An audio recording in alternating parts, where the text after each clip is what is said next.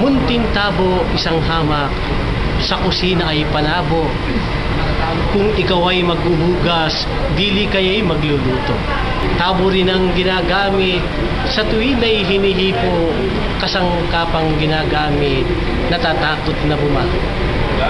Isang araw, nakita ko si Ninitang sakdal ganda. Nagmula sa kanyang silid, munting tabo ang kinuha. Batala ng tinutungo, sawari nag-aapura, kaya't nasok sa isip ko'y isang bagay na maganda. Kaya't ako'y dahan-dahan, pasubok pa ng lumapit, at sa silong ng batalay, walang ingay na sumilip. Wala namang ibang tao'y may sumut-sumut ng matinis, kaya't ako'y kinabahan, nagtalo ang puso't isip. Walong ano-ano'y mayroong ingay na nabasag, lagaslas ng mga tubig na sa tabo nagbubura. Ang dibdib na kumakaba ay lalo pang kumalampag, kaya't ako'y timingalat, napatinging mabanaya. At sa silong ng batalay, meron akong nabanaag.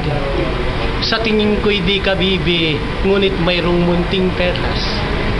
Parang tahong na niluto, nakabuko ang talukap na magkabilay, may itim na mga balbas. Sa pagkakatayo ko'y naninigas, nanginginig. Bugal-bugal sa katawan kung tumulo itong pawis.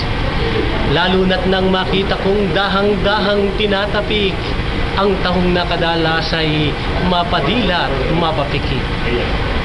Munting tabo ang marahang sa sarili inuusan, damayan mo sana ako sa abakong kalagayan. Pagkat itong sarili ko, pag hindi ko napigilan, ay tiyak na maluloko, magigiba ang batalan.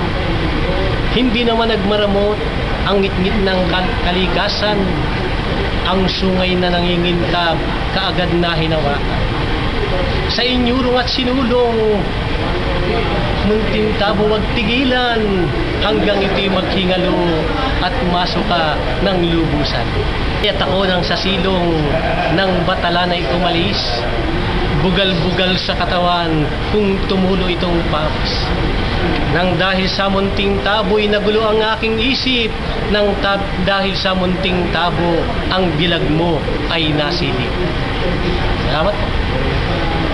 Kalokohan lang.